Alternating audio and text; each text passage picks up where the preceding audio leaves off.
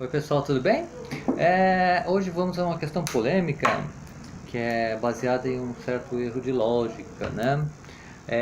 Você viu no título aí, tem a questão do mito, se o gótico veio do punk, uma coisa que se tiver algum tempo na cena gótica você já deve ter ouvido, né?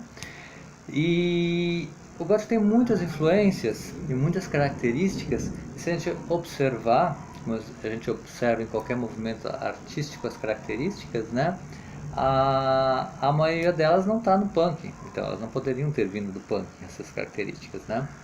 Isso vem de uma confusão que aconteceu principalmente porque devido à ditadura e às dificuldades de comunicação no final dos anos 70 e dos anos 80, né? Vários movimentos que aconteceram intercalados em fases diferentes, com influências e oposições na Europa ou nos Estados Unidos, né? Chegaram aqui tudo muito misturado, né? E às vezes o pessoal até dava nomes, tentava inventar e descobrir o que era, né? Então parece que chegou tudo muito junto e misturado aqui no Brasil. Mas vamos ver um pouco como foi essa progressão originalmente, né? E é interessante ver essa progressão, por quê? Porque a gente vê que tem diferenças muito profundas, né? Tem aí embaixo na descrição do vídeo um texto em que isso está explicado, quem prefere ler e ver links de outras referências, fotos e depoimentos históricos, certo?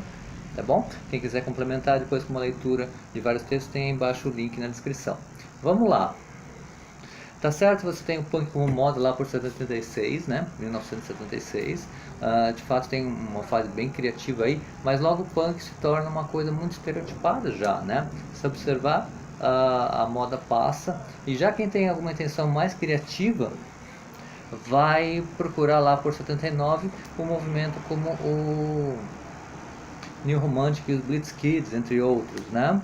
Nessa altura o punk já mudou, já apareceu o pessoal com moicano e aquele visual estereotipado de clichê de jaqueta, e, enfim, e com várias ideologias políticas, que algumas vão do anarquismo extremo esquerdo até flertes com movimentos conservadores, né? O punk já desenvolveu também o hardcore aí no final dos anos 70 e começo dos 80, né? E isso começa a ser desenvolvido. Então são movimentos que vira outra coisa, o próprio punk virou outra coisa, certo? Nessa época, de 79 a 81, o New Romantic já está definindo, fazendo um monte de pesquisas de visual, de som, uma galera que tem esse aspecto que é o qual?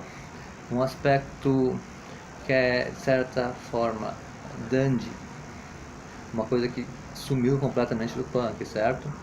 Ou das principais linhas, que se convencionou como punk desde o final dos anos 70, né? E uma série de questões que são incorporadas aí nos New Romantics e Blitz Kids, que são de pesquisa histórica, de visual barroco, vitoriano, medieval, etc, né? E variedade de estilo musical, o punk era muito limitado musicalmente, então toda uma galera aí passa a usar o conceito de gótico e se aglutina, né? Não que alguém decidiu, a partir de hoje é gótico e antes não era. A gente tem essa ideia de tentar marcar uma data exata para as coisas, e isso é uma ilusão de lógica. É como dizer que o Brasil foi descoberto em 1500. Você achava que foi descoberto? Tá, isso é uma coisa que a gente põe nos livros de história para as crianças saberem, blá blá blá, e pôr na prova, mas o que acontece?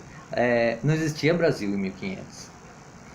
Só que fica complicado dizer, em 1500 Pedro Álvares Cabral começou a invasão de um território em que 250 anos depois estaria constituído o que conhecemos como Brasil, certo? Então a gente tende a classificar retroativamente. E nessa classificação retroativa que a gente faz, porque nós estamos no futuro, a gente já sabe o que aconteceu. Lá atrás não sabia o que aconteceu, o que ia se tornar, o que é ter característica do que. Então, nessa classificação retroativa, a gente tende a classificar como sendo alguma coisa algo que não era, certo? Você não tem o gótico definido no final dos anos 70. O gótico vai ter uma ideia mais ou menos definida na primeira metade dos anos 80, certo? Depois a gente, nos anos 80 e 90, começou a tentar construir uma historicidade e ver, perguntar quando começou. Começou em 79 com Bela Lugosi's ideia do Bauhaus. não é uma coisa abstrata, pode não ser. Botar Bela Lugosi's Dead como início pode ser como botar o 1500 em que o Cabral chega aqui como origem do Brasil. Será que já existia gótico? Como um movimento naquela época? É como uma ideia de manifestações literárias em relação a movimentos literários. Por exemplo, grandes teóricos de literatura do Brasil diziam o quê? Que o Brasil não tinha uma literatura antes do romantismo. Tinha só manifestações literárias. Então a gente pode talvez encontrar várias coisas, várias pessoas que foram chamadas de góticas até nos anos 60 e 70, como é conhecido a matéria sobre o Theodore, uma matéria de jornal que saiu chamando eles de góticos lá no final dos anos 60, mas não quer dizer que eles já eram góticos, porque não tinha um movimento gótico na época, certo? Então a palavra, a ideia pode aparecer em vários lugares antes de se consolidar um movimento, certo? Isso não quer dizer que já estava começando lá no passado o movimento gótico, certo? Mas o principal que você tem que saber, para lembrar, é que as características essenciais que definem a subcultura gótica como gótica são radicalmente diferentes do punk, da subcultura headbanger ou do hip hop. Cada subcultura tem suas características essenciais, certo? E é bom que tenha essa diversidade e que nós possamos conhecer a todas elas, certo? Não vou me alongar aqui, já está longo esse vídeo. Vocês leiam mais detalhes, textos, fatos históricos e links aí na descrição, tá bom? Então, um beijo para vocês. Pense sobre tudo isso. Um grande abraço.